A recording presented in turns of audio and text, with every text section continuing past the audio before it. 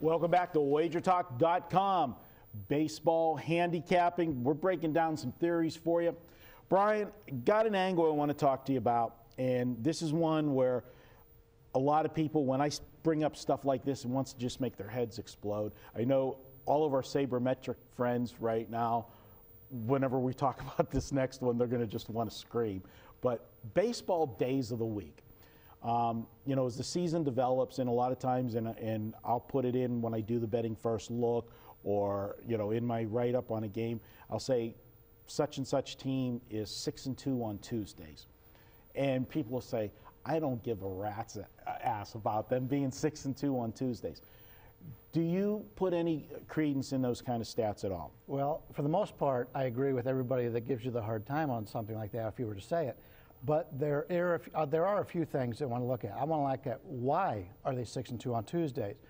On Tuesdays, are they playing their entire starting lineups? I know, like on Sunday afternoon games, a lot of managers have put in the bench players on a Sunday afternoon game. Road teams do that more because I found over the years that managers don't want to disappoint crowds with the stars out.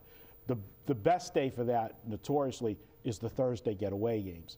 When there's a day game on Thursday and it's the road team, you can figure a lot of times you're going to get not the best of lineups from that road team. And you can use that in over-unders too, because teams want to get out of there, they got a flight to catch. But there's a lot of things you look at. There's, you know, in the NBA, Sacramento every Tuesday. They used to be a moneymaker because nobody wanted to go out. There was nothing to do with Sacramento. They weren't there you went, pissed off people. We finally got the Sacramento fans back. I'm going to Sacramento. I think next time I go up to Tahoe, I'm going to Sacramento. Well, when they open the new arena, we're definitely doing a road trip. I want to see that arena. But Brian, I'm going to disagree with you 100% on this, and I do think that there is credence in certain days of the week, and I'll tell you why. Over the weekend, you know I'm a big horse guy, so I always have, you know, if I'm working at my desk, I either have a ball game on or I got TVG, the horse racing channel, on. And they're talking about this past Saturday, there was a jockey at Gulfstream, Javier Castellano, set a record. He rode in all 14 races on the card that day. And I know it doesn't sound like a lot, but a jockey, I mean, they're only on the horse for 2 minutes, but it is so grueling what they're doing during that 2 minutes. And the announcers were talking amongst themselves, trying to say, if you're an owner or a trainer and you have a horse and you have him as your jockey, you always use him. Are you happy or do you not like the fact that he's got a mount in all 14 races? Because it's going to take its toll on him. Is he going to be fresh? Is he going to be motivated? What's his mind focus going to be on all of those races? And one of the announcers happened to be a former baseball player, Paul LaDuca, from the Dodgers, catcher. Very good, you know, catcher in his day. And he's got a new career as a horse analyst.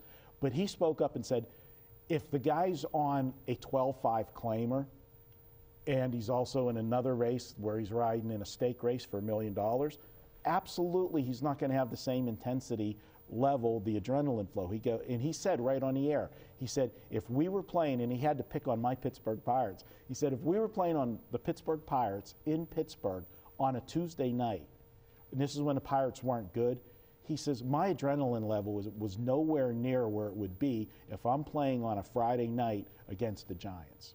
So players do, I always say, you know, people, sabermetrics guys, they have the numbers and that's just what they are and they're always going to be that. I'm sorry, these are human beings. They don't perform at the same level every single night.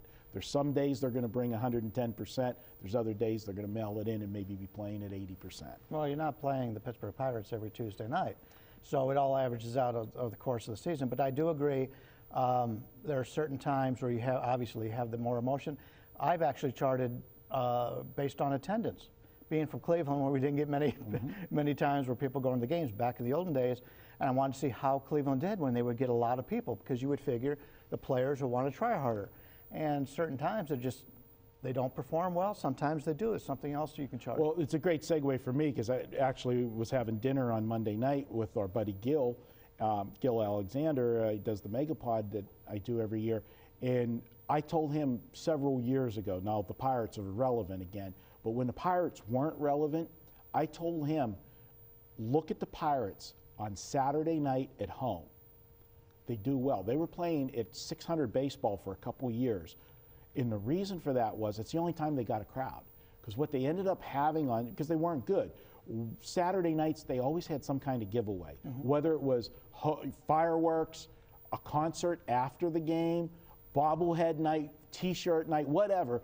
All of the promotions were usually on a Saturday night to get the crowds there, and the Pirates were playing good baseball on it. And because they weren't a good team, you were getting the Pirates as an underdog a lot of the times. So they were playing 600 ball, and they were an underdog in half of those games, which made it even better, you know, to follow them. So there are situations.